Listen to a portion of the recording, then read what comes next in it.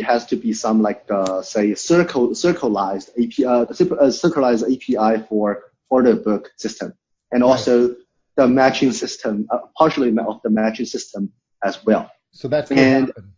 Yes, that could happen. And also at the end of the day, I believe all those, that could happen. I mean, technically it could happen, but it really depends on if all exchanges are agree with a kind of alliance and things. Sure. But definitely we agree with we should join one of the join the circle alliance if others approaching to us. I mean, I wouldn't say the name at this moment, but we do definitely, we are talking to some of the exchanges and forming a very deep partnership to bring the value to the world. Yeah. Secondly is academical educational stuff, because it's a port. A port meaning people come and buy, they see the traffic. There's traffic coming in, they see the content. So it's important for exchanges like Binance. They have academic.binance.com. For B also have their educational channel, and so several other channels as well. And for us, we are also doing edu.bitmart.com. It will be cool. I'm composing a blockchain knowledge, structural knowledge for the users. So it will be mostly talking about somewhere between technical and business terms and also financial terms in between, sitting in between there. It's not too I'm making sure it's not way too technical, so people won't be able to understand. Fantastic. To talk about how the ecosystem was built at the very beginning without crypto, and how the traditional works, and how the blockchain, the SHA-256, and also how those cryptography thing coming in, and how the first genesis by Satoshi, the genesis theory by Satoshi coming out. And how that it becomes now till today, and how does the POW become the POS, and the DPoS, and also a lot of consensus algorithm coming out lately. And then we will have a structural knowledge graph for that, so everybody can have some sense on what's exactly going on. Because the way how I see the previous fancy, it's because of people are lack of place, or say they have a barrier to collect enough structural information to fully understand how crypto is. All they're getting is say segmented pieces of information, but that will lead a incomplete knowledge of understanding. So you see, that's why human beings need a consensus, to have a consensus on a series of stuff that which are leading our understanding is logical enough to align with one line. And what about this, like the security tokens? I mean, we're seeing a lot of that in the market, people talking about it, but yes, that's something So let me talk to you about the stable coin first. Sure. Okay. Because stable coin and STO are actually two things going forward. Especially the Americans, American exchanges and also Chinese exchanges are really looking into stable coin, because it will be, theoretically, it will, because of the tether and other stuff, it will be theoretically will be a 1.1 ratio anchoring with US dollar. So there's a lot of people, because they see the risk, they see the pump and drop, so they want this thing to be stable. So why do we need so many different stable coins, though? Why not just have, one for the dollar, one for the euro? It's hard. Yeah. You see, that's the art of decentralization and centralization. Yeah. If everyone goes to one coin on the stable coin, that's centralization. But if we're going, okay, so you're saying we could have 5 USD coins, and we could have 3 or 4 euro coins, and a couple of ruble coins, and a couple of rupee coins, and whatever, and that would be a logical direction to go, so that we have the choice of a variety of stable coins for each currency that exists out there. Yes. So if you see a stable coin as a payment gateway, it actually makes more sense. For example, like in European, or say in like they have a SEPA kind of wire transfer protocol. Yes, wire transfer protocol, and also other protocols existing. But for us, the money inside that is basically just like a stable coin as a credit, and then the credit will send to other. Okay. And, Okay. yeah. And also in China, like they have Alipay, they have WeChat, but the money you deposit in, it's basically become a credit, a stable coin at the end of the day, and to transfer it. But we still need a mechanism to convert each of these stable coins back to fiat, or would it be that you could just use your credit card or a debit card and just pay directly with the stable coins in the future? Yes. That's actually will be happening, and the way how stable coin structured is basically based on trust account. Okay. If you're qualified to release or say to publish your own stable coin, you must need a stable, you must need a trust license. Right. Otherwise, it's illegal. Yeah. So that's something we could share. Yeah. So in this particular discussion around stablecoins, would you imagine that the other Bitmart or other exchanges will start to provide more credit or debit card type services so that you can actually go out and spend? For example, if I sold Bitcoin and I ended up with $10,000 in USD Tether or Gemini USD or Circle dollars or whatever, would I be able at some point in the future use a debit card off of the exchange and just spend it directly? Is that something that might happen? It's a very nice idea, but actually, for the risk, it's very huge because the people know. Yes, it is. First, you need a license, and secondly, you probably couldn't working with Visa or Master if the exchange is big enough.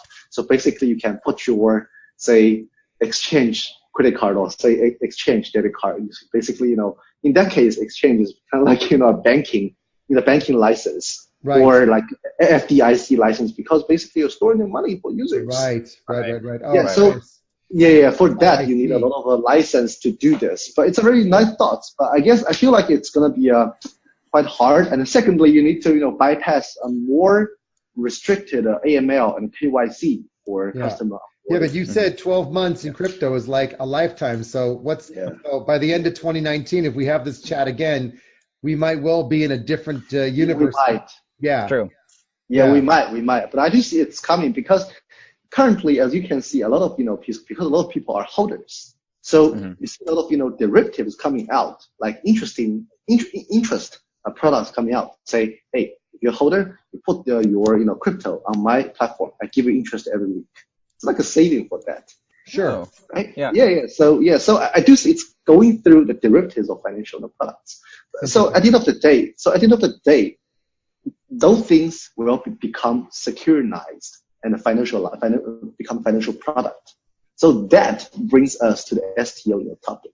Cool. Okay. So it is happening. I know, based on our due diligence, we know there's a lot of STO going in the European, and also we will be welcoming all those good and legalized STO coming to not just us, but I do believe other exchanges, they also have preparation for STO coming in as well, because STO has a more higher barrier or say higher letters to climb before you launch it compared with ICO, right? So in that case, it will wipe off more scams. So in that case, STO will be more, I would say it probably will be a better place to invest or to view it as a financial product.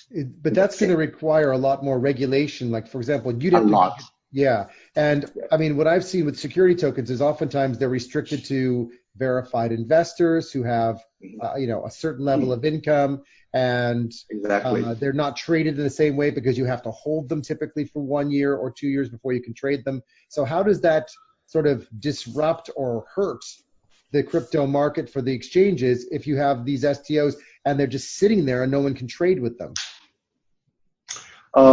It won't happen like that because previously the ICO, not so many institutional, or say no matter small or big, not so many institutional really going in because they do see the risk and instability of ICO projects. Right. But since STO has more stability and also it's more legalized, and plus you probably need to have enough license to launch STO, otherwise it's illegal. So I do believe more and more educated and knowledgeful individual and institutions will coming into this and do the trading and so do the financial, to view it as a financial product. At the very beginning of this year, which is 2018, I do heard from several of my venture capital friends in China saying a lot of venture capitals are trying in China. And also PE,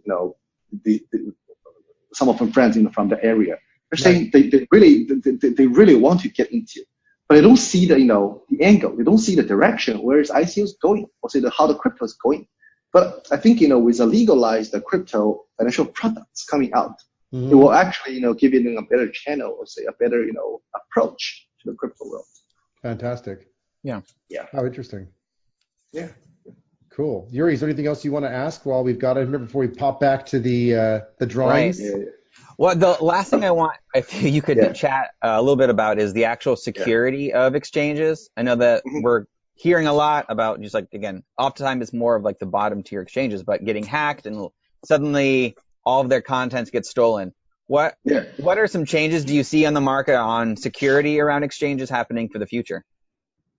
Yes. So I do see, and also my friends exchange, I do see a lot of, hackers actually trying to do, DDoS, to those exchanges. And they're trying to, basically like a gray hat hackers. They take your service down, asking you for money. But there, a lot of, tools available for those anti-DDoS and also firewall to, prevent you, from, all those, attacks from those hackers, no matter it's a black hat or gray hat. So what I suggest, or say what I do see is, for exchanges, because if your user's money gets stolen, you're basically, bankrupt is a small thing. The fact thing is, your reputation is totally messed up, and everybody in the world will, basically blame on you and hate you, right? So, firewall is very necessary, and also those anti-DDoS third-party services very necessary, and working with white hat agency or organizations, it's also very necessary to pay them for bounty, like those bounty white hats. I mean, we have we basically have several white hats. They asking for bounty, say like $1,000, $2,000. Say, hey, I found you a bug, and we basically would pay for them. Sometimes it's BMX, which is our platform, a token. Right. Sometimes it's US dollar. Yeah. Okay, so you are getting people. So you're getting people coming to you saying, "Hey, I found some bugs," and then you give them a bounty. So they basically saying, "Hey, I found your bug, and here's the bug, and I have solution for you. So if you give me some bounty, I'll, let's work this out." Nice. Okay, and then you've got all the rest of them who are basically trying to do ransom and say, "I'm taking your system down unless you pay me." Right. That's hacker. That's hacker. Yeah. That's but it is blackmail. Yeah. Blackmail. Right. Yeah. Wow, okay. So for those very legitimate white hats, they will tell you what the problem is and tell you, but you probably don't know the solution. So I would recommend everybody working nicely with the white hats, because they really prevent you from the risks. And what's the other point I'm trying to say?